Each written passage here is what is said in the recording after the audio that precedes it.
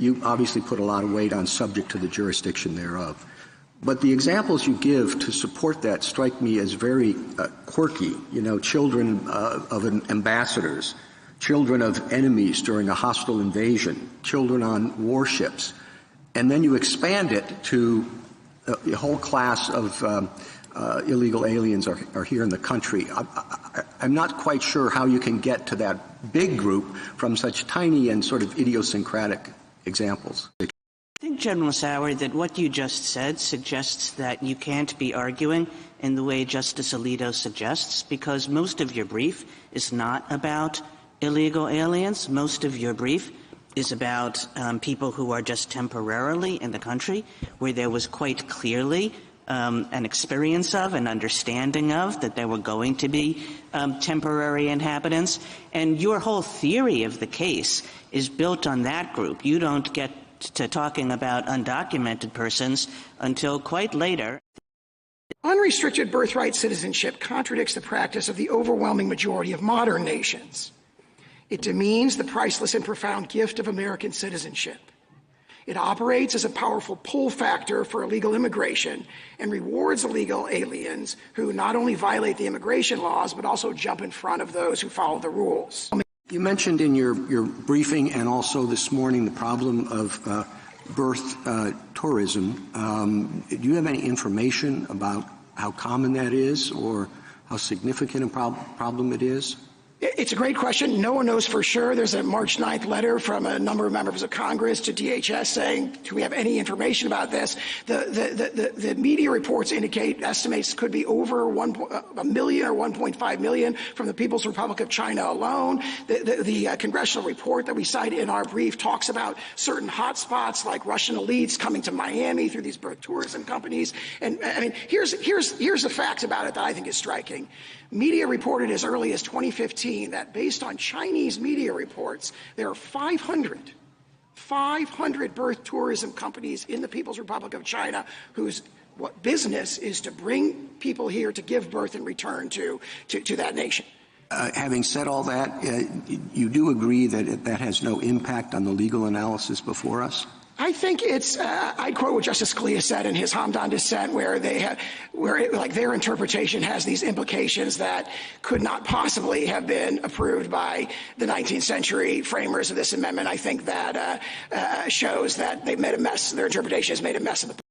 How does this work?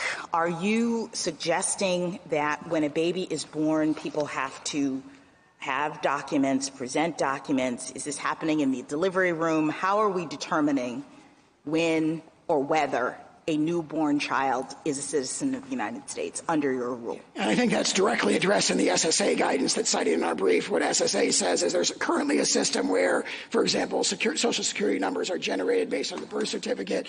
They say this can still be, for the vast majority of instances, completely transparent. You will still get a... No, not transparent. I'm just talking about the particulars, because now you say your rule turns on whether the person intended to stay in the United States. And I think Justice Barrett brought this up. So are we bringing pregnant women in for depositions? What are we doing to figure this out? No, as I pointed out earlier, the executive order turns on lawfulness of status. So if you give birth to a baby in the hospital right now, it gets the birth certificate in the system. There's a computer system. So there's no opportunity. There's apparently no opportunity then for the person to prove or to say that they actually intended to stay in the United States. Absolutely not. The opposite is true. Their opportunity to dispute if they think they were wrongly denied, which would only happen in a tiny minority of cases, after the is fact. Directly addressed in that guidance. After the fact. Yes. After their baby has been denied citizenship, then we can go through the process. Yes. And the way that, I mean, I'm summarizing because I'm not an expert in computers, but there's a computer program that currently automatically generates a Social Security number. We've heard a lot of talk about long Kim arc, and you dismiss the use of the word domicile in it. It appears in the opinion 20 different times, and including in the question presented and in the actual legal holding. And the government doesn't want it to be overruled because it's willing to rely on that particular fact in that case. Isn't it at least something to be concerned about, to say that since it's discussed 20 different times and has that significant role in the opinion that you can just dismiss it as irrelevant? Well, Mr. Chief Justice, I think we have to look at what the controlling rule of decision is in Wong Kim Ark. Justice Gray takes pains in the majority opinion to set out his analysis. He first starts with a premise that in construing the 14th Amendment Citizenship Clause, we look to the English common law. That was the rule that applied from the colonial era on, at least for the colonists and for European immigrants. He then says, look, Chief Justice Marshall tells us in the Schooner Exchange what subject to the jurisdiction means, again looking to the English common law. I think Mr. Sauer acknowledged that, and you mentioned this in your opening, that if we agree with you on how to read Wong Kim Ark, then you win. So that could be if we did agree with you on Wong Kim Ark, that could be just a short opinion, right? That says the better reading is respondent's reading. Government doesn't ask us to overrule, affirmed. Yes. That's that.